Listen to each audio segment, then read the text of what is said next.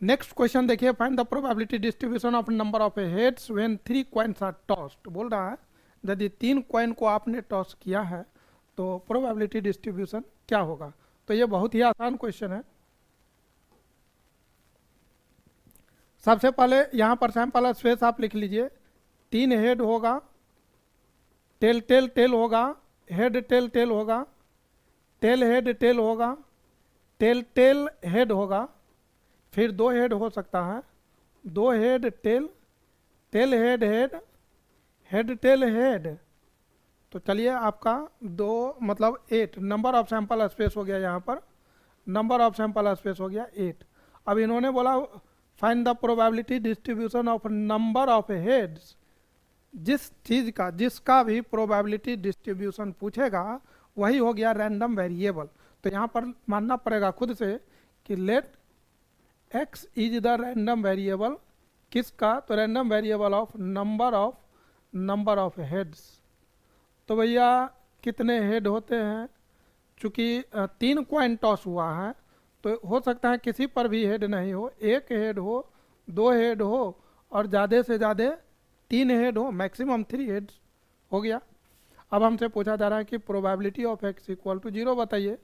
तो probability of x equal to 0 मतलब number of event upon number of sample space.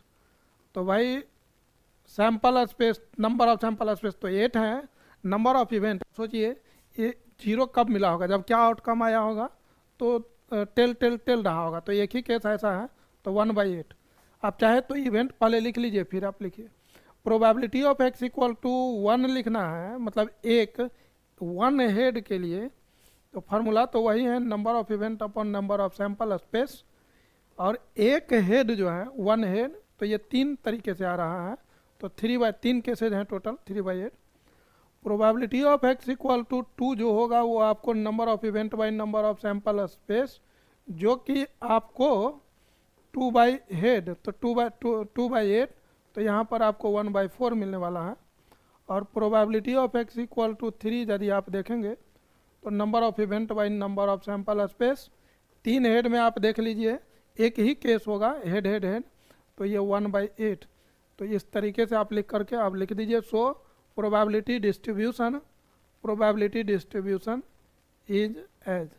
तो ये x लिखिए, px लिखिए और सब में इसका वैल्यू लिख दीजिए। ये हो गया आपका मतलब 0 1 2 3, 0 है, 1 है, 2 है, 3 है। This is x1, this is x2, this is x3, this is x4। और यहाँ पर सबका probability 1/8, 3/8, this is number of event, यहाँ मैंने गलत कर दिया है।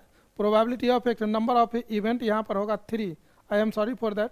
नंबर यदि 2 हेड आया होगा तो 3 तरीके से आया होगा, 2 head tail, tail head head है ना, हेड टेल हेड, तो यहाँ पर ये नहीं कटेगा, 3/8 होगा। तो कहने का मतलब ये 3/8 एंड दिस इज 1/8।